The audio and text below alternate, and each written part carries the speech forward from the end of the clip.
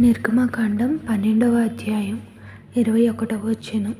కాబట్టి మోషే ఇశ్రాయేలీయుల పెద్దలనందరినీ పిలిపించి వారితో ఇట్లనెను, మీరు మీ కుటుంబముల చొప్పున మందలో నుండి పిల్లను తీసుకొని పస్కా పశువులను వధించుడి. మరియు హిస్సోపు కుంచె తీసుకొని పళ్ళెములోనున్న రక్తములో దాన్ని ముంచి ద్వార సంబంధపు పైకమ్మికిని 2 నిలువు కమ్ములకును పళ్ళెములోని రక్తమును తాకింపవలెను. తరువాత మీలో ఎవరును ఉదయం వరకు తన ఇంటి ద్వారము నుండి బయలు వెళ్ళకూడదు.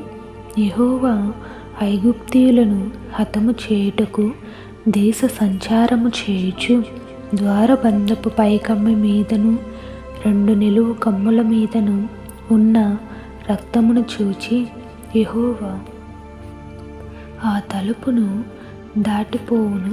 మిమ్ము హతము చేయుటకు మీ ఇళ్ళలోనికి సంహారకుని చేరనీయడు. కాబట్టి మీరు నిరంతరము మీకును మీ కుమారులకును దీనిని కట్టడగా ఆచరింపవలెను. యెహోవా తాను సెలవిచ్చినట్లు మీకిచ్చుచున్న దేశమందు మీరు ప్రవేశించిన తరువాత మీరు దీనిని ఆచరింపవలెను. మరియు మీ కుమారులు మీరు ఆచరించు ఈ ఆచారం ఏమిటని మిమ్మల్ని అడిగినప్పుడు మీరు, ఇది యెహోవాకు పస్కా బలి. ఆయన ఐగుప్తీయులను హతము చేయుచు మన ఇండ్లను కాచినప్పుడు ఆయన ఐగుప్తులో నున్న ఇశ్రాయేలీల ఇండ్లను విడిచిపెట్టెను ఆనవాలెనని చెప్పెను. అప్పుడు ప్రజలు తలలు వంచి నమస్కారము చేసిరి. అప్పుడు ఇశ్రాయేలీలు వెళ్ళి అలాగు చేసిరి. యెహోవా మోషే అహరోనులకు ఆజ్ఞాపించినట్లే చేసిరి. అర్ధరాత్రి వేళ జరిగినదేమనగా, సింహాసనము మీద కూర్చున్న ఫరో మొదలుకొని చెరసాలలోనున్న ఖైదీ యొక్క తొలిపిల్ల వరకు ఐగుప్తు దేశమందలి తొలిపిల్లలనందరినీ, పశువుల తొలిపిల్లలనన్నిటినీ యెహోవా హతము చేసెను. ఆ రాత్రి ఫరోయు అతని సేవకులందరూ ఐగుప్తీయులందరూ లేచినప్పుడు శవము లేని ఇల్లు ఒక్కటైనను లేకపోయినందున ఐగుప్తులో మహాఘోష పుట్టెను. ఆ రాత్రి వేళ ఫరో మోషే అహరోనులను పిలిపించి వారితో, మీరును ఇశ్రాయేలీయులను లేచి నా ప్రజల మధ్య నుండి బయలువెళ్ళుడి. మీరు చెప్పినట్లు పోయి యెహోవాను సేవించుడి. మీరు చెప్పినట్లు మీ మందలను మీ పశువులను తీసుకొని పోవుడి. నన్ను దీవించుడని చెప్పెను. ఐగుప్తీయులు మనమందరము చచ్చిన వారమనుకొని తమ దేశంలో నుండి ప్రజలను పంపుటకు త్వరపడి వారిని బలవంతము చేసిరి. కాబట్టి ప్రజలు తమ పిండి ముద్దను తీసుకొని అది పులియక మునిపే పిండి పిసుకు తొట్టెతో దానిని మూట కట్టుకొని తమ భుజముల మీద పెట్టుకుని పోయిరి. ఇశ్రాయేలీయులు మోషే మాట చొప్పున చేసి ఐగుప్తీయుల యొద్ద వెండి నగలను బంగారు నగలను వస్త్రములను అడిగి తీసుకొనిరి. యెహోవా ప్రజల ఎడల ఐగుప్తీయులకు కటాక్షము కలుగజేసిన గనుక వారు వారికి కావలసిన వాటిని ఇచ్చిరి. అట్లు వారు ఐగుప్తీయులను దోచుకొనిరి. అప్పుడు ఇశ్రాయేలీయులు రామసేసు నుండి సుక్కోతుకు ప్రయాణమైపోయిరి.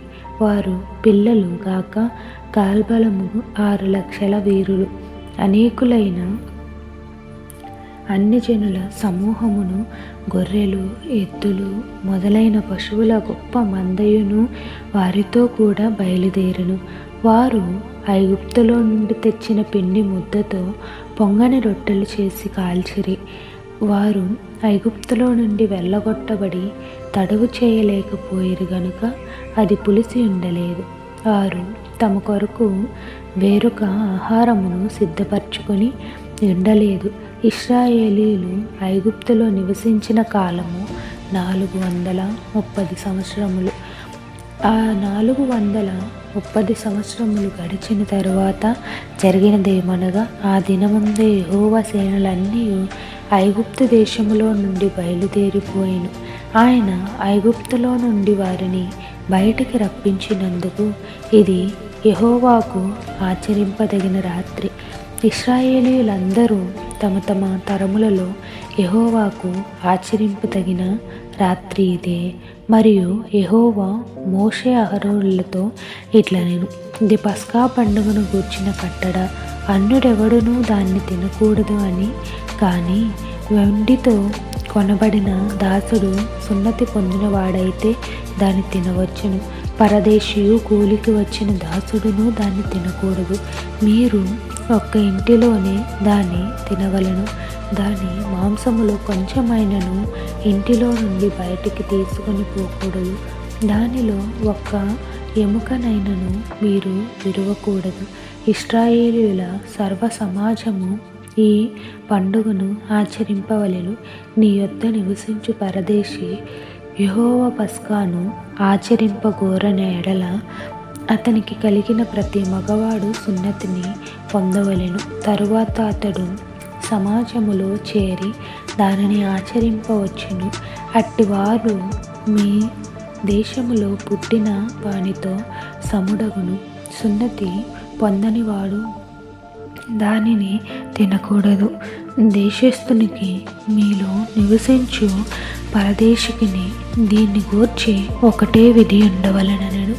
ఇశ్రాయేలీయులందరూ అలాగు చేసిరి. యెహోవా మోషే అహరోనులకు ఆజ్ఞాపించినట్లు చేసిరి. యెహోవా ఇశ్రాయేలీయులను వారి వారి సమూహముల చొప్పున ఆనాడే ఐగుప్తు దేశము నుండి వెలుపలకి రప్పించెను.